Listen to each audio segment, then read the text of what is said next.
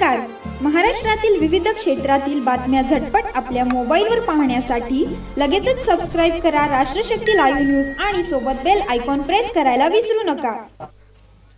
न्याय, समता, स्वातंत्र्य, शेतकरी, शेतमजूर, स्त्रियांच्या हक्क आणि अधिकारासाठी लढणाऱ्या सर्व महापुरुषांना प्रथमतः अभिवादन करतो.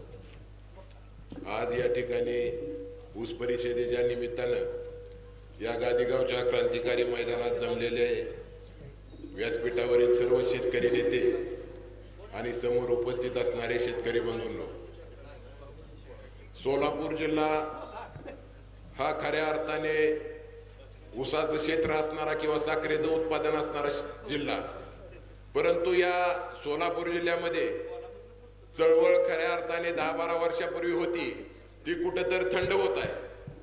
मी माढा तालुक्यातून येतो, परंतु गादेगाव मध्ये आज ऊस परिषद आहे म्हणल्यावर एक निर्भीड, स्वाभिमानी, तत्वनिष्ठ आणि धाडसी गाव या गावाने जर ठरवलं तर या ऊस आंदोलनाचा वणवा पेटतो आणि संबंध सोलापूर जिल्ह्यातला कारखानदार दास्ती घेतो. आणि या गादेगाव मध्ये जर आंदोलन पेटलं तर सोलापूर जिल्ह्यातला कोणता मायचा लाल जन्माला आला नाही की कारखाना चालू शकतो. म्हणून मी या ठिकाणी या गादेगावला आलेलो आहे. मला या ठिकाणी शेतकरी भावांनो तुम्हाला सांगायचंय की ऊसाचा प्रश्न हा कारखानदाराचा प्रश्न नाही, ऊसाचा प्रश्न हा आपला प्रश्न आहे. मग आपण एकत्र आलं पाहिजे. आज कारखान्याचे जे लोक आहेत, जे चेअरमन लोक आहेत, ती निवडणुकीत जरूर एकमेकाच्या विरोधात लढतात, परंतु शेतकऱ्याला भाव देताना ती लोक एकत्र बसून तू किती काढणार आहे, मी किती काढू, किंवा एखादा जास्त द्यायला लागला तर त्याला दाबण्याचा प्रयत्न करतात. परंतु ऊसाच्या दरात आपण काय एकत्र येत नाही, ऊसाच्या दरात शेतकरी काय एकत्र येत नाही. मला या ठिकाणी आज आनंद वाटतोय की या ऊस परिषदेला किमान चांगली संख्या आहे. मला या ठिकाणी शेतकरी भावांनो तुम्हाला कळकळीची विनंती करायची की स्टेजवर बसलेली जी शेतकरीची चळवळीचे नेते आहेत त्यांना आपण खऱ्या अर्थाने जपलं पाहिजे. सगळ्यांना वाटतं की ऊसाला दर मिळावा, आपली आर्थिक परिस्थिती सुधारावी, परंतु आपण घरात आणि ऊसाला दर मिळाला पाहिजे. म्हणजे शिवाजी जन्माला यावं पण दुसऱ्याच्या घरात. अरे या गादी गावाने जर ठरवलं, लढायचं ठरवलं तर संबंध जिल्हा पेटतोय. मग या ठिकाणी तुम्ही का लढलं नाही पाहिजे.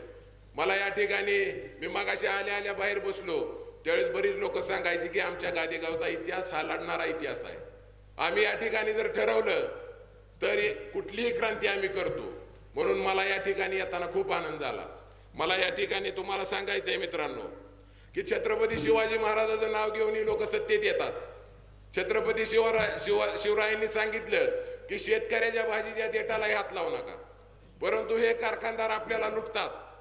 सगळ्याला माहित आहे की अपवाद वगळता महाराष्ट्रातले सगळे कारखाने काटा मारतात, रिकव्हरी चोरतात, परंतु आपण गप्प बसतो. मला या ठिकाणी सांगू वाटतं की हे शेतकरी आहे, त्याच्या घरची लेकरं असतील, बायका पोरं असतील, म्हातारे आई वडील असतात, उन्हाळ्यात, थंडीत, गारठ्यात कष्ट करतात, रात्रीचा दिवस करतात. आणि हे कारखानदार टनाला 100 टनाला 10 टन काटा मारतात. अरे हे कारखानदार शेतकऱ्याच्या ऊसापासून साखर बनवत नाही तर त्या कष्टापासून, त्या घामापासून आणि त्या घामातनं गेलेल्या रक्तापासून साखर बनवतात. मग आपण का गप्प बसतो. खरं तर मला खूप मोठा प्रश्न पडतो. आपण रोज वर्तमानपत्रात, टीव्हीत वाचतो की आज पार्थ पवाराचा 1800 कोटीचा घोटाळा, आज त्या प्रताप सरनाईकचा एवढा घोटाळा, तेवढा घोटाळा. आज वाचायचं, उद्या सोडून द्यायचं. अरे पण ह्याच्यावर काय आपण का उठत नाही. या महाराष्ट्रात, या देशात खऱ्या अर्थाने चळवळ जर कुणी उभी केली असेल तर शेतकऱ्याने उभी केली असेल. आज स्वातंत्र्य लढा असू द्या, छत्रपती शिवरायांचे मावळे असू द्या, ते शेतकरी होते. मग आज आपल्याला खऱ्या अर्थाने गरज असताना आपण का पेटून उठत नाही. आज आपण इथं बसलो असताना महाराष्ट्रात कुठेतरी 8-10 शेतकऱ्यांनी आत्महत्या केली. एखाद्या शेतकऱ्यानं जर आत्महत्या केली तर त्या कुटुंबाची काय परिस्थिती होती. मागच्या 2 महिन्यापूर्वी परभणीत एक आत्महत्या झाली. 1-1.5 लाखासाठी एक तरुण शेतकरी जाऊन गळफास घेतो आणि ते गळफास घेतलेलं कळतात त्याची पत्नी जाऊन गळफास घेऊन आत्महत्या करते आणि ते पत्नी 5 महिन्याची प्रेग्नेंट आहे. किती वाईट अवस्था आहे. त्या ठिकाणी राजू शेट्टी साहेबांनी त्या शेतकऱ्याच्या कुटुंबापासून कलेक्टर ऑफिस पर्यंत पायी पदयात्रा काढून मोर्चा काढला होता. मग हा आपल्याला शेतकरी, आपण म्हणतो शेतकरी खऱ्या अर्थाने हा देशाचा कणा आहे. शेतकरी जर मोडून पडला तर देशाची अर्थव्यवस्था मोडून पडते. आज एक कवी म्हणतो, शेतकऱ्यानं जर नाही केला पेरा तर शहरातला माणूस काय खाईल तर तुरा. आपण दूध नाही पिकवलं, आपण गहू नाही पिकवलं, आपण ज्वारी नाही पिकवली तर शहरातला माणूस काय खाणार. आपल्याला सकाळी उठले की चहा लागतोय, गहू चपातीला गहू लागते, भाकरीला ज्वारी लागते. मग जर हे जगत जर शेतकऱ्यावर चाललंय तर शेतकऱ्याचे प्रश्न काय इतके गंभीर आहेत. आज पार्थ पवारने 1800 कोटीचा घोटाळा केला. आज आपण साधी शिर्डी जरी घ्यायची म्हणलं मार्केट कमिटीत जाऊन बाजारात तर पावती फाडल्याशिवाय आपल्याला शिर्डी बाहेर सोडत नाही. मग तुम्ही 300 कोटी 500 कोटी ह्या रक्कम आपल्याला आकडे सुद्धा लिहायला येत नाही. 27 कोटीचा कर माफ केला. आपण जर वर्ग 2ची जमीन घ्यायची म्हणलं अध्यक्ष तर आपल्याला त्याची निम्मी किंमत सरकारच्या ह्याला भरावं लागते. मग तुम्ही एवढ्या कोटीच्या जमिनी फुकट खरेदी होतात आणि त्याला क्लीन चिट सुद्धा दिली जाते. पार्थ पवार यातून सुटणार आहे. आणि ती कुटुंब बघा सगळं की पार्थवर माझा विश्वास आहे, पार्थ असं करणार नाही. लगेच सकाळी ट्विट. राजकारणात एकमेकाच्या विरोधात लढतात पण एकमेकाचा भ्रष्टाचार लपवायला सगळीजण मदतीला येतात. परंतु या शेतकऱ्याला काय मिळायचं म्हणलं की सगळ्याच्या पोटात दुखतं. मग सगळे कारखानदार, कोण माझा जवळचा माझा लांबचा, जरूर आपण एखाद्या आमदारचं किंवा एखाद्या कारखानदाराचं काम करत असतो पण आपल्या पैसे जर ते देत नसतील तर आपल्याला काय ती चाटायची ती का. आज बाबा सचिन पाटलाकडने मी 10,000 रुपये उसने घेतले तर मला 8 दिवसांनी 15 दिवसांनी ती 10,000 द्यावं लागणार. आणि 10,000 मी नाही दिले तर पाटील मला महिन्यानं फोन करणार की याला माझ्याकडे 10,000 रुपये तुमचे आहेत, तुम्ही देऊन टाका. परंतु ते लाखो रुपये आपले दर वर्षी लुबाडतात किंवा ढापतात. मग आपण बघत बसायचं आणि आपण म्हणायचं की माझा नेता हा कारखानदार आहे. कारखानदार हा विकास पुरुष नाही तर दरोडेखोर आहे. फक्त आपण जागरूक झालं पाहिजे.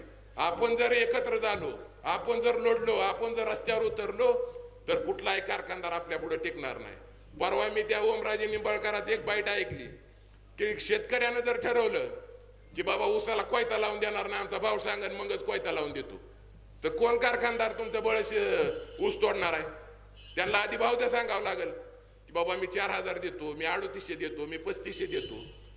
आज आमच्या इकडे सरांना माहित आहे आलेगावच्या त्या सावंत बंधूच्या कारखान्यावर 2800 रुपये पहिली उचल जाहीर केली आणि त्याचा अभिनंदनाचं पोस्टर 2800 रुपये दर जाहीर केला. 2800 रुपये दर. अरे तिकडे त्या कोल्हापूरला 3653 रुपये पहिलं उचल जाहीर केली आणि ही एवढं 2800 करते त्याच कौतुकी करते ती. परवा शिना नदीला पूर आला, त्याच्या 2 गाड्या पाण्यात बुडाल्या. लोकांची एवढी वाईट अवस्था होती शिना काठच्या लोकांची, तर ह्या गाड्यानं दुसऱ्या दिवशी डिपेंडर घेऊन आला. त्या डिपेंडरची किंमत 2 कोटी 2.5 कोटी अशी असेल.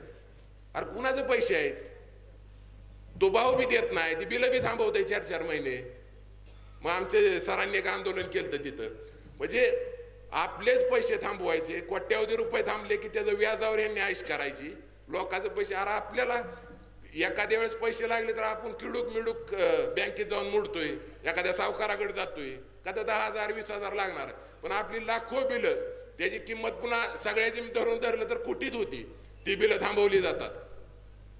परवा त्या प्रताप सर नाही का मंत्री, त्यांनी भारतातली पहिली टेस्ला कार घेतली, भारतातली पहिली टेस्ला कार. आणि त्यांनी सांगितलं की मला खूप आनंद आहे की मी माझ्या नातूला टेस्ला कार गिफ्ट दिली. अरे आपल्या नातवाला किंवा आपल्या मुलाला खेळण्यातली गाडी 8,000ची 5,000ची घ्यायची म्हणलं तर आपण खिशात 4 वेळा विचार करावा लागतो, घ्यायला घेऊ का नको, घेऊ का नको. अरे कुणाचे पैसे. भारतातली पहिली कार आली, मी बुर्जी पावचा गाडा 20 वर्षापूर्वी चालवत होतो आणि आता मी कोटीतली गाडी घेतोय. अरे आपल्याच पैशावरही लोक मोठी होतात. फक्त मला या ठिकाणी कळकळीची विनंती करायची की जो काय निर्णय होईल या ऊस परिषदेत तो आपण ताकदीनं उभा करू आणि लढा उभा करून आपल्या हक्काचा दर घेऊ, एवढीच या ठिकाणी विनंती करतो आणि थांबतो. जय हिंद, जय महाराष्ट्र.